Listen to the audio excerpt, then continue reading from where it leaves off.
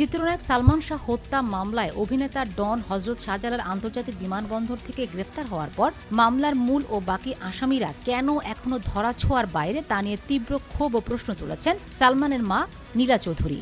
যুক্তরাজ্য থেকে দেওয়া এক সাক্ষাৎকারে তিনি অভিযোগ করেন, আসামি হওয়ার পরও ডন এতদিন প্রকাশ্যে ঘুরে বেরিয়েছেন, বিভিন্ন অনুষ্ঠানে অংশ নিয়েছেন এবং সালমান ও তার পরিবারকে নিয়ে নানা কুরুচিপূর্ণ মন্তব্য ও হুমকি দিয়েছেন। এমনকি ডনের বিমানবন্দরে থাকার খবর চিত্রনায়ক ডিপজলকে কেন দিতে হলো তা নিয়েও তিনি প্রশ্ন তোলেন এবং আসামিদের পেছনে কাদের প্রশ্রয় রয়েছে তা খতিয়ে দেখার দাবি জানান। সালমান জীবিত থাকা অবস্থায় ডন স্বার্থের কারণে তার কাছ থেকে বিভিন্ন সুবিধা নিতেন উল্লেখ করে নীলা চৌধুরী বলেন, স্বার্থ ছাড়া ডন কখনো প্রকৃত বন্ধু ছিল না এবং তিনি কোনোভাবেই যেন জামিন না পান তা নিশ্চিত করতে হবে। 1996 সালের 6 সেপ্টেম্বর চিত্রনায়ক সালমান শাহর রহস্যজনক মৃত্যু প্রায় 29 বছর পর গত বছরের অক্টোবরে আদালতের নির্দেশে তার মা নীলা চৌধুরীর পক্ষে রমনা থানায় এই হত্যা মামলাটি দায়ের করা হয়। মামলায় সালমানের সাবেক স্ত্রী সামিরা হক, ব্যবসায়ী আজিজ মোহাম্মদ ভাই এবং ডন সহ মোট 11 জনকে আসামি করা হয়েছে।